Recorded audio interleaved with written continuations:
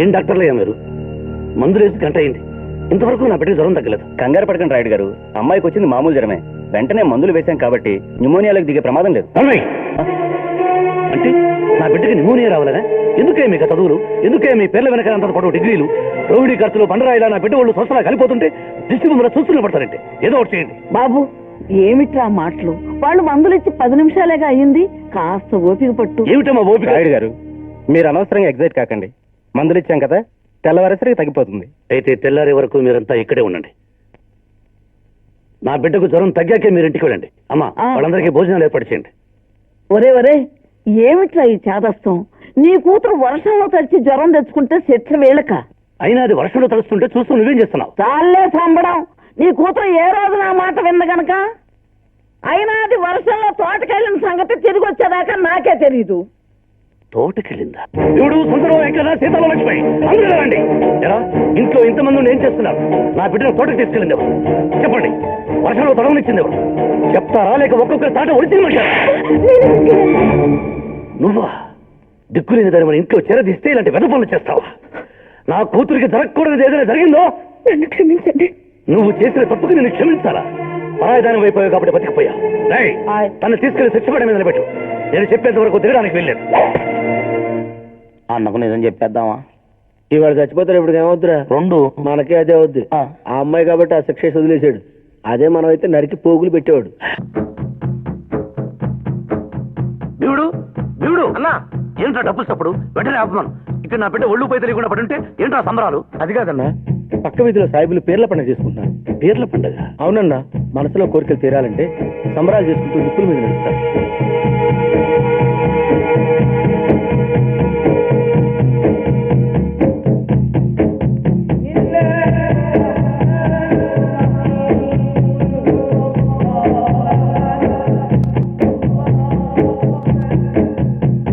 మా దేవుడు మీద మీకు ఉన్న నమ్మకానికి చాలా సంతోషం రాయుడు సాబ్. మీ దేవుడు మా దేవుడు అని వేరు చేయడం ఎందుకు సలీం భాయ్?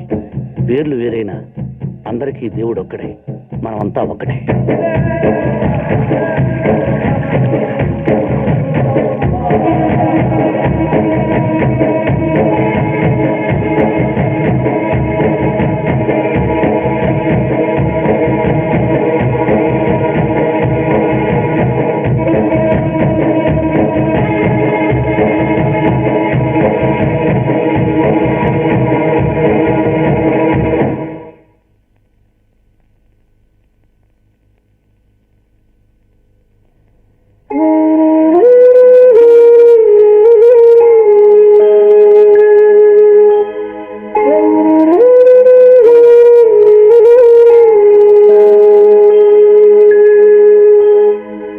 వెళ్ళొస్తాను రాయుడు.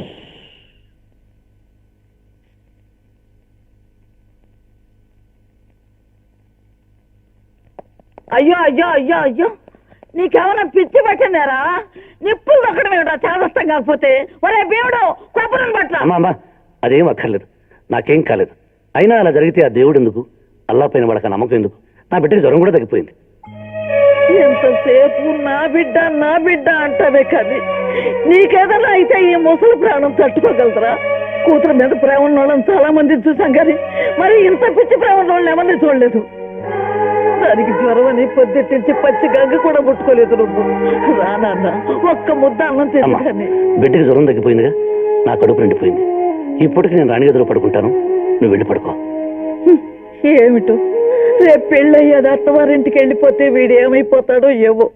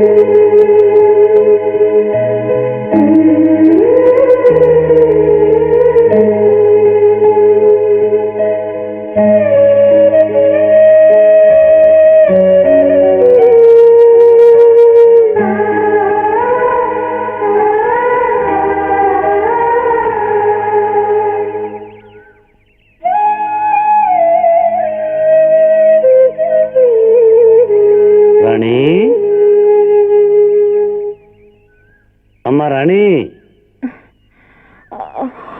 రాణి, ఇక్కడే ఉన్నాను రాయుడు. ఇక్కడ అదేంటమ్మా ఇక్కడున్నావు? నువ్వు నా కోసం నిప్పుల మీద నడిచావు కదా రాయుడు, అందుకని నీ కాళ్ళకు నూనె రాస్తూ అలాగే నిద్రపోయాను. నేనంటే నీకెంత ప్రేమమ్మా. నా మీద నీకున్న ప్రేమ కంటేనా రాయుడు? దగ్గర తీసుకురానా? ఎవరి మీద ఎవరికి ఎక్కువ ప్రేమ ఉందో తులాల్లో తూచి చెప్తా. చూడు రాయుడు, తొందరగా లేచి మొఖాలు కడుక్కోండి, పొద్దున ఎత్తి మీదకి వచ్చింది. రాత్రి కూడా ఏమీ తినలేదు. ప్రేమలంట ప్రేమలు. అవును, టైం ఎంత అయిందమ్మా? అమ్మో, 11 అయిపోయింది. 11. తెల్లారు రాయి మీద నిలబడే ఉంది. మనకెందుకు తిరగడమే కదా.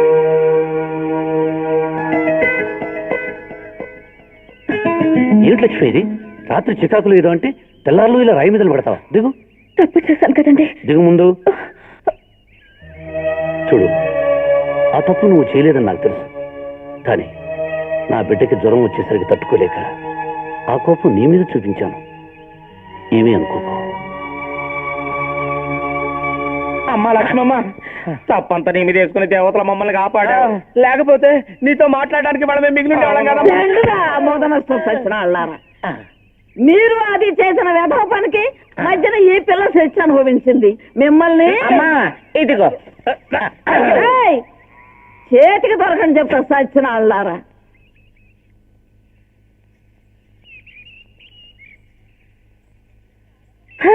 చాలా బాగున్నాయి నీ తెలివితేటలు. ఇంట్లో మనుషులందరినీ ఆకట్టుకున్నావు. ఇప్పుడు ఆవుని గేదెలు కూడా ఆకట్టుకుని పర్మనెంట్ గా ఇక్కడ సెటిల్ అయిపోదాం అనుకుంటున్నావా? ఇంక మీ ఇంటికి వెళ్ళవా? వెళ్ళిపోతాను రాణి, త్వరలోనే వెళ్ళిపోతా. లక్ష్మి, ఏంటి పిచ్చిదాన్లాగా? నేనేదో సరదాగా అంటే. ఊరుకో. అబ్బా ఊరుకోమంటున్నానా?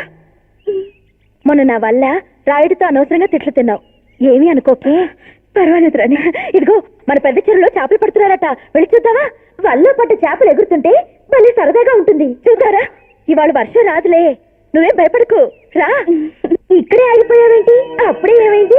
ఇదిగో ఇక్కడి నుంచి అదంతా అదిగో అక్కడి వరకు మాదే.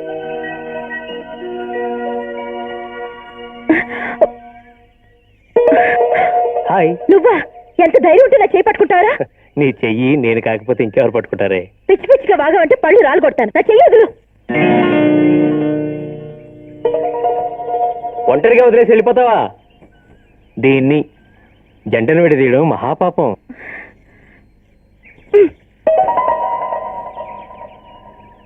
ఏయ్, ఎవరా నువ్వు? ఒంటరిగా ఆడపిల్ల కనబడితే ఇష్టం వచ్చినట్టు రెచ్చిపోవడమేనా? చూడండి, మీరెవరో నాకు తెలియదు. మీరు ఈ ఊరికి కొత్త అనుకుంటాను. నేను రాణికి బావని, స్వయాన తన మేనత్త కొడుకుని. క్షమించండి. పర్వాలేదు.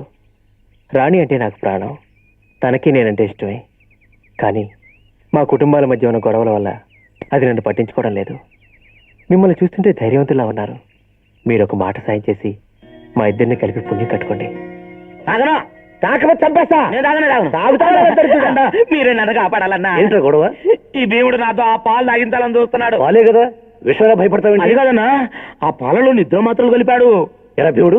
అవునన్నా, ఈ రోజు శివరాత్రి కదా, ఈ రాత్రి అంతా జాగారం చేసి బొందితో కైలాసానికి వెళ్తాడంట. నీకేం నష్టం? నష్టం అంటావేంటన్నా? ఈడి ఫిగర్ తో కైలాసానికి వెళ్తే ఈ పంది మొహం చూసి శివుడు నందెక్కి పారిపోతాడు. గంగ గెట్టాలో తెలియక అక్కడే సుడిగుండాలు తిరుగుతుంటది. పార్వతీదేవి వీడి ఫేస్ చూసి ప్రసవ పడిపోద్ది. ఓ అన్నా, మీరు కూడా నవ్వుతారేంటన్నా? నాకు ఆ పాలు తాపించొద్దని చెప్పన్నా. అలాగే రేపు భీముడు వాడిని వదిలి. అలాగే. నువ్వెక్కడికి రా? నువ్వు లోపలికి వచ్చావంటే నోట్లో గరాడు పెట్టి బలవంతాన్ని పాలు తాపిస్తా. అమ్మా, ఏమిటా? గుడికి బయలుదేరదామా? అయిపోయిందా? ఇక 2 నిమిషాలే. రాయుడు రాయుడు రాయుడు, నిన్ను ఒక మాట అడగనా? ఏమిటమ్మా? ప్రతి ఏడాది గుడికి వెళ్ళొచ్చి ఇంట్లో జాగారం చేస్తాం కదా, ఈసారి గుళ్ళోనే జాగారం చేస్తే బ్రహ్మాండంగా ఉంటుంది. భీముడు అన్నా, ఆ పాచికలు చదరంగం అవే వద్దు. లక్ష్మి ఒక కొత్త రకం పందెం చెప్పింది. ఏమిటా పందెం? పొడుపు కథల పందెం. పొడుపు కథల పందెమా? అవును, మీరొక పార్టీ మేమొక పార్టీ. మేం వేస్తే మీరు విప్పాలి, మీరు వేస్తే మేము విప్పుతాం. అలాగే. మరి పందెం ఏంటి? పందెమా? అదే నువ్వే చెప్పు. ఈ పందెం గెలిచి రాణికి మధుకి పెళ్లి జరిపించాలి. మీరు ఓడిపోతే నేను అడిగింది మీరు ఇవ్వాలి. మరి నువ్వు ఓడిపోతే? ఇవ్వడానికి నా దగ్గర ఏం లేదు. నీ దగ్గర ఉన్నదేవు. అన్నా, డబుల్ మీనింగ్ డైలాగులు వస్తున్నా, జాగ్రత్త. నరువై, ఆ అమ్మాయిని ఎలాగైనా ఓడించి ఆమె ఊరు పేరు తెలుసుకుని వాళ్ళ ఇంటికి పంపించొచ్చుగా. ఓహో, నువ్వు ఆ రూట్లో వచ్చావా? రాణి లక్ష్మి, దాని మాటలేం పట్టించుకోవద్దు. నువ్వే గెలిచావు. ఏం కావాలి అడుగు. నగల, డబ్బా, పొలమా? నాకు అవేం అక్కర్లేదు. మరి అదే పర్వాలేదు, చెప్పు. పెళ్ళి. పెళ్ళే? అలాగే, మంచి సంబంధం చూసి త్వరలో పెళ్లి చేస్తాను. నాకు కాదు, మరి రాణికి. మీ మేనల్లుడు తన ప్రాణాలన్నీ రాణి మీదే పెట్టుకున్నాడు. వాళ్ళిద్దరికి పెళ్లి చేయండి. ఏం చూసావు? బాబు ఏమిట్రా ఆవేశం? ఇదంతా నీ పురమైందా? ఆడదాన్ని కాబట్టి బతికిపోయావు. మరొక్కసారి బాధపడకమ్మా. రేపు వాడి ప్రాణం తీసుకెళ్లి ఎముడినైనా ప్రేమిస్తాడేమో కానీ వాడిని వంచన చేసిన ఆ కుటుంబాన్ని ఈ జన్మకి మందించడమ్మా, మందించడు. రాయుడు గారు వచ్చేసారు, రాయుడు గారు వచ్చేసారు.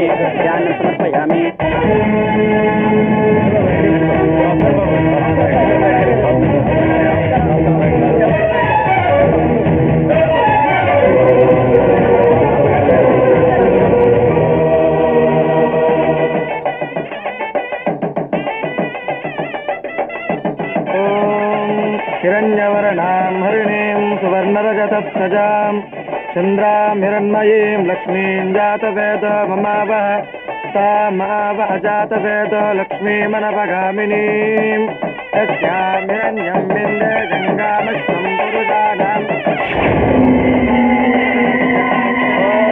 మాంగళ్యం తంతునానేన మమ జీవన హేతునా కంఠే బధ్నామి సుభగే సంజీవ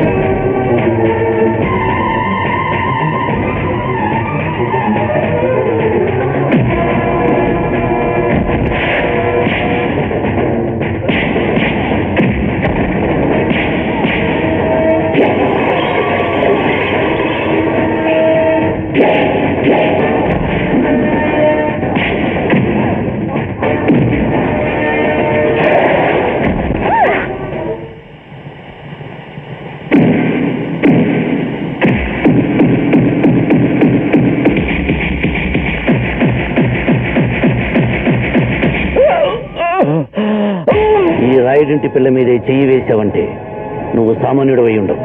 ఎవరు నువ్వు? దాని బావని. ఇప్పటికైనా నీ పూర్తి వివరాలు చెప్పు. రేపు పంచాయతీలో వాళ్ళందరికీ సమాధానం చెప్పవలసిన బాధ్యత నాకుంది. చెప్పమ్మా. మా ఊరు సీతారామపురం. మా నాన్నగారు రిటైర్డ్ స్కూల్ మాస్టర్. మా అమ్మ చిన్నప్పుడే పోయింది. మా అక్కని నన్ను ఏ లోటు లేకుండా పెంచారు మా నాన్నగారు. ఉన్న 2 ఎకరాలు అమ్మి వాళ్ళు కోరిన కట్నం ఇచ్చి మా అక్క పెళ్లి ఘనంగా జరిపించారు. కానీ పెళ్ళైన 2 ఏటి నుంచే మా అక్క కష్టాలు ప్రారంభమయ్యాయి.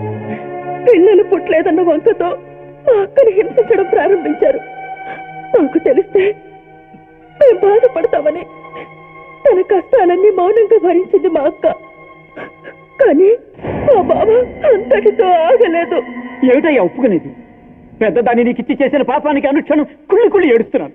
అది చాలదని ఇప్పుడు చిన్నదాన్ని నీకు ఇచ్చి దానికి ఉంచి కూడా కోయమంటావా? ఏంటయ్యా నువ్వు ఏడ్చేది? పెళ్ళై 2 సంవత్సరాలైన ఒక బిడ్డను కూడా కనివ్వని గొడ్రాలను కట్టుకున్నందుకు నేను, కోడలుగా తెచ్చుకున్నందుకు మా వాళ్ళు ఏడుస్తున్నాం.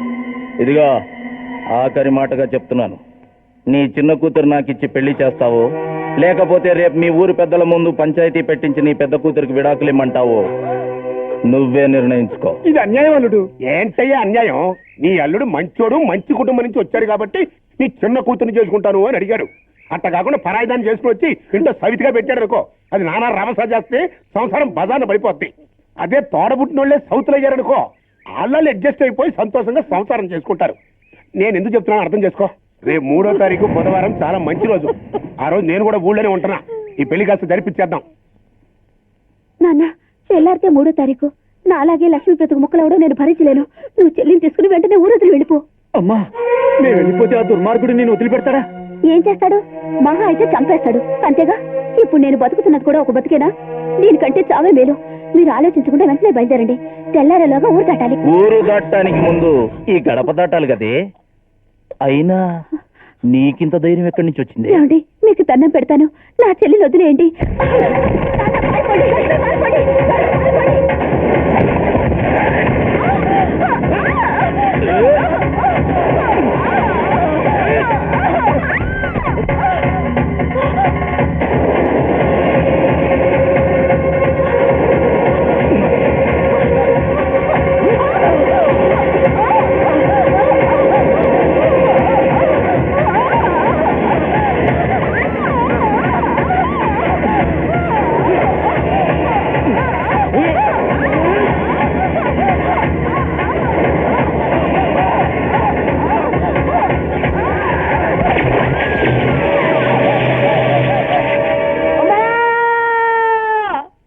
వార్త విన్న మా నాన్న గుండె ఆగిపోయింది.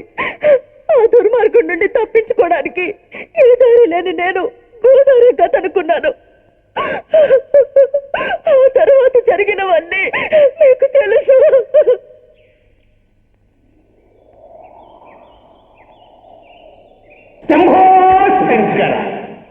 అదే మరిపండి బాబు, దడుచుకున్నాను.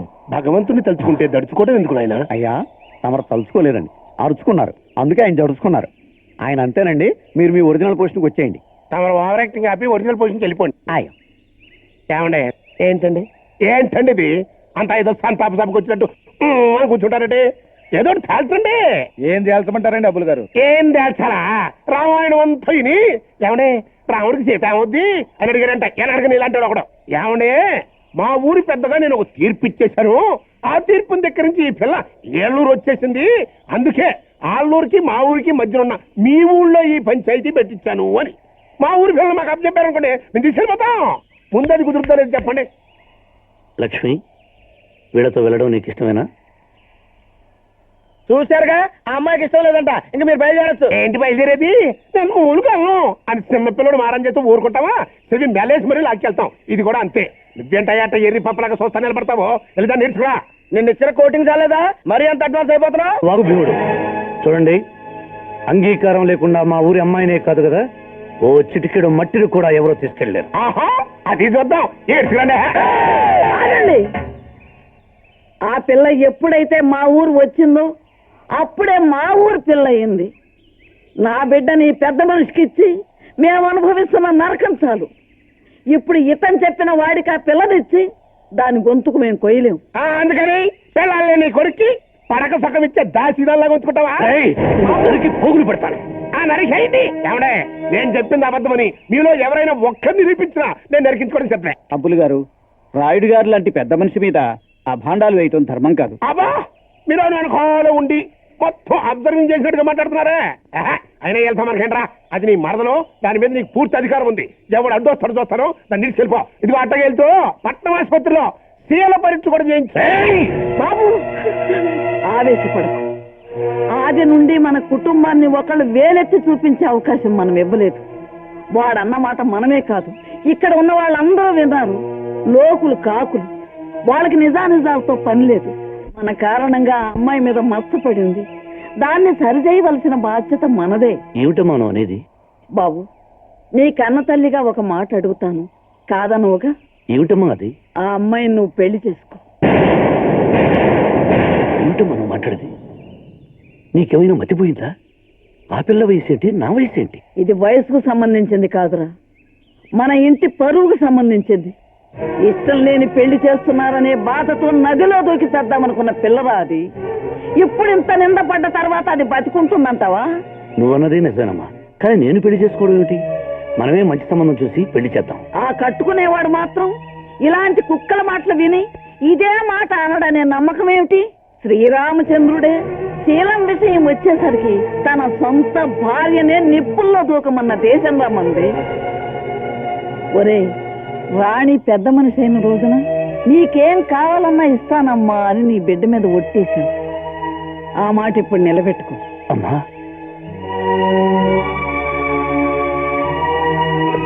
అమ్మా లక్ష్మి, నీ ఇష్టం లేకుండా ఇక్కడ ఏదీ జరగదు. నా బిడ్డను పెళ్లి చేసుకోవటం నీకు ఇష్టమేనా? ఏ అర్హత లేని అనాథని ఆలయంలో పెట్టారు. ఇప్పుడు ఆ దేవుడి పాదాల దగ్గర పెడతానంటున్నారు. ఎలా కాదనగలమ్మా? రాయుడు, తరతరాల మన వంశ మర్యాదని ప్రతిష్టని ఈ ఉంగరంగా చేసి నా వేలుకు తొడిగారురా మీ నాన్నగారు. ఆ పరువుని ప్రతిష్టని ఈ అమ్మాయి కాపాడగలుగుతుందనే నమ్మకం నాకుంది. మంచి పని జరిగే ప్రతి ఘడియ మంచి ముహూర్తం. వారు మాట్లాడకుండా ఈ ఉంగరాన్ని తన కాలి మెట్టిగా తొడు.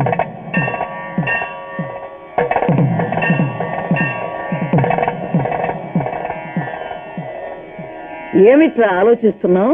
నీ కూతురు మీద ఒట్టు పెట్టావు, మర్చిపోయావా? అంత మాట అనుకున్నా, నా ప్రాణం పోయినా పర్వాలేదు, నా కూతురికి మాత్రం ఏం జరగకూడదు.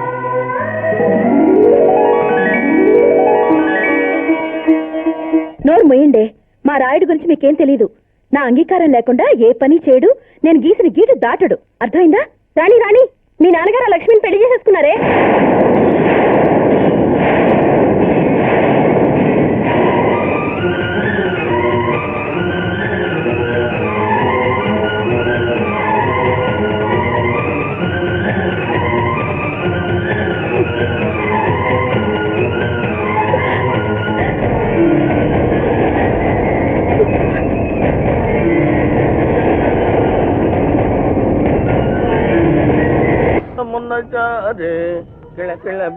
అన్నా, నాకు చిన్న డౌట్ అన్నా.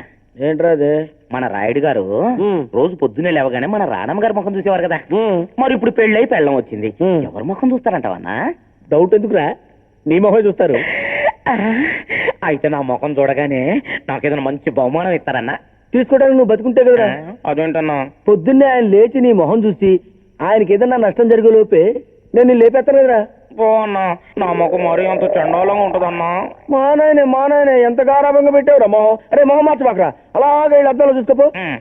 వెళ్ళు, లెక్కద్దు, లెక్కకుండా అలాగే వెళ్ళు, పాకుంటూ వెళ్ళు.